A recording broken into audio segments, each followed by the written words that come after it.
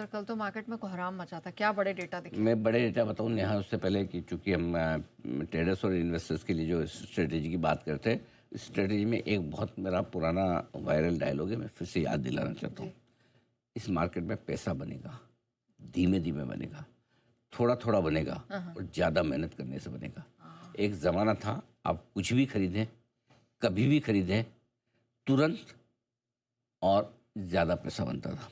ये मेहनत वाला मार्केट है। वो कहते हैं लो हैंगिंग फ्रूट्स खत्म हो गए, इजीली पैसा नहीं बनता। अच्छे शेयरों में रिलायंस जैसे शेयरों में भी आपका पैसा लग जाता है, HDFC ICICI बैंक जैसे शेयरों में भी लग जाता है। सो नॉट नेसेसरी कि टॉप क्लास शेयर है इसका मतलब पैसा बन ही जाएगा। सो पैसा बनेगा, पहले जितना नहीं बनेगा, थोड़ा कम बनेगा, धीमे धीमे बनेगा। थोड़ी ज़्यादा मेहनत से आपको आइडेंटिफाई करके शेयर को टाइमिंग करके लेना पड़ेगा, लेकिन बनेगा ही।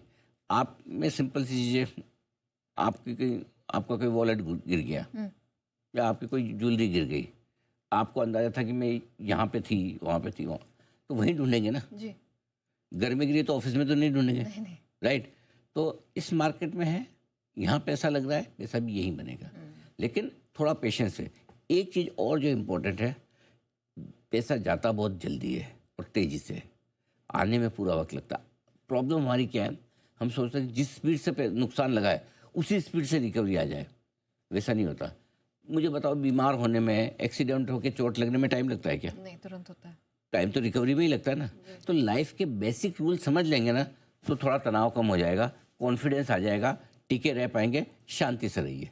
उछल कूद मत कीजिए, ज़्यादा एक्शन मत कीजिए। कभी कभी कुछ नहीं करना बहुत कुछ करने से ज़्यादा बेहतर होता है।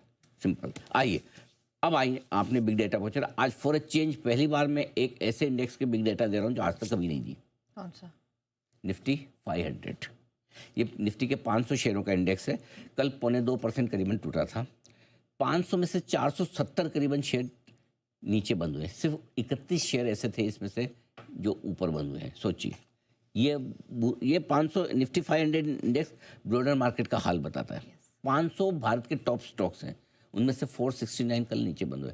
71 शेयर 500 में से कल 52 हफ्तों की निचले स्तरों पर से। ठीक है, 90%। नहीं 71 शेयर नहीं 90% नहीं, करीबन करीबन हो गया आपका कितना, 10 और 6 16% शेयर कल 52 हफ्तों के निचले स्तरों पर थे। 56 शेयर 52 हफ्तों के निचले स्तरों के बेहद करीब है, सिर्फ 5% ऊपर है 52 वीक लो से। तो इससे आप अंदाजा लगा सकते हैं कि ब्रॉडर मार्केट का हाल कितना बुरा है। अब तो ये इसलिए आज डेटा दिया। अब ब्रॉडर मार्केट के हाल के साथ ही में एक और ब्रॉडर मार्केट का इंडिकेटर है मिड कैप सेलेक्ट इंडेक्स।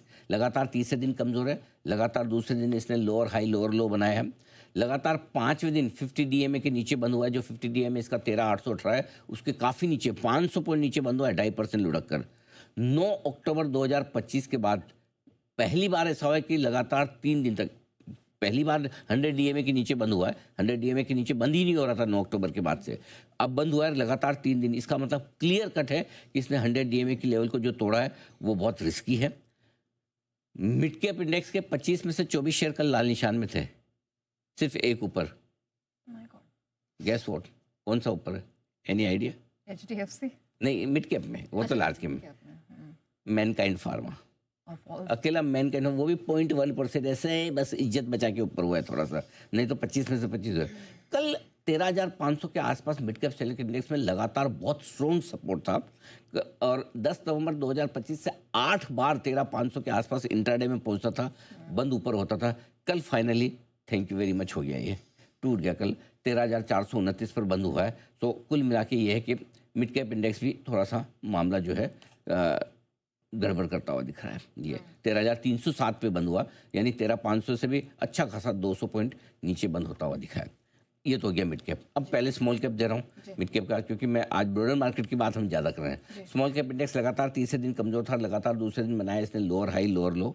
कल 0.3% घटकर 8 महीनों के लो पर जाकर बंद हुआ है 16,700, और स्मॉल कैप के 100 में से 96 शेयर कमजोर रहे। सोचिए, ये ब्रॉडर मार्केट का बुरा हाल था।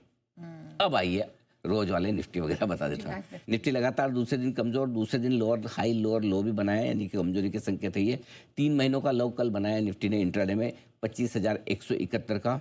50 में से 47 शेयर कमजोर रहे कल निफ्टी में। 11 में से 9 दिन निफ्टी नेगेटिव बंद हुआ है, और कल 350 पॉइंट करीबन कमजोर हुआ है। 8 महीनों में 13 मई 2025 के बाद निफ्टी की एक दिन की सबसे बड़ी गिरावट है 1.38% की, जो 8 महीनों में सबसे बड़ी परसेंटेज के हिसाब से गिरावट है। निफ्टी 100 डीए में 25,580 है इसका। परसों आपका 25,585 पे बंद हुआ था, एग्जैक्टली वहीं पर बंद हुआ। कल का हाई भी 25,580 है, ओके परसों का क्लोज भी 25,580 है, 585 5 मिनट। अब देख लीजिए इस बड़े लेवल को एकदम निर्णायक तौर पर देखो, लेवल की इंपॉर्टेंस इसलिए होती है, जी परसों की क्लोजिंग और कल का हाई और 100 डीए में तीनों एक ही लेवल है 25,580। तो इसलिए सिंपल सी चीज़ ये है कि अब रिकवरी में पहली बाधा कहाँ है, 25,580 85 के आस। ये लेवल थोड़ा 5-10 पॉइंट ऊपर नीचे मूव होगा 100 डीए में, तो उसके बाद 25,750, जिस लेवल को हम कह रहे थे कि पिछले 2 महीनों से 25,750 के नीचे बंद नहीं हो रहा है, पिछले 7 में से 6 दिन इसके नीचे बंद हुआ। निर्णायक तौर पे हमने बोला भी कि क्लोजिंग निर्णायक तौर पे दे दी है इसने, ये टूटने को तैयार है, लेकिन इतना टूटेगा ये ऑनेस्टली अंदाजा नहीं था। लेकिन ये 2 लेवल अब रिकवरी में सबसे इंपॉर्टेंट है, इनको पार करना बहुत मतलब माउंट एवरेस्ट पे चढ़ने जैसा है। ऑलराइट सर, बैंक निफ्टी में अब क्या बैंक निफ्टी अब भी मजबूत है, इसमें समस्या नहीं है। दूसरे दिन कमजोर जरूर हुआ है, दूसरे दिन लोअर हाई भी बनाया है। 14 में से 13 शेयर बैंक निफ्टी के टूटे। अब आपका गैस सही है, सिर्फ HDFC बैंक अकेला मजबूत बन।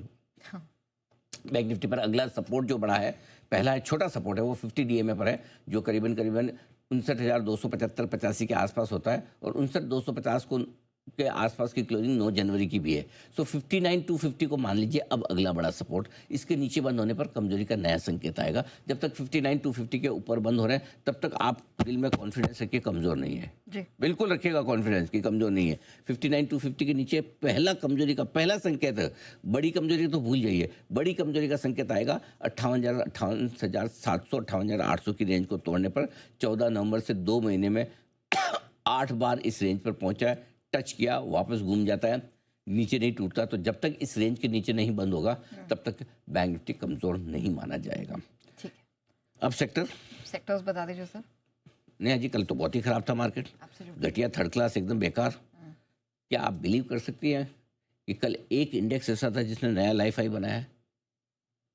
सरकारी बैंकों का इंडेक्स, PSU बैंक इंडेक्स कल एक बार लाइफ हाई बनाया है ये, और उसके बाद टूटा है। एक बार तो सुबह इंटरडे में लाइफ हाई बना दिया इसने, ठीक है।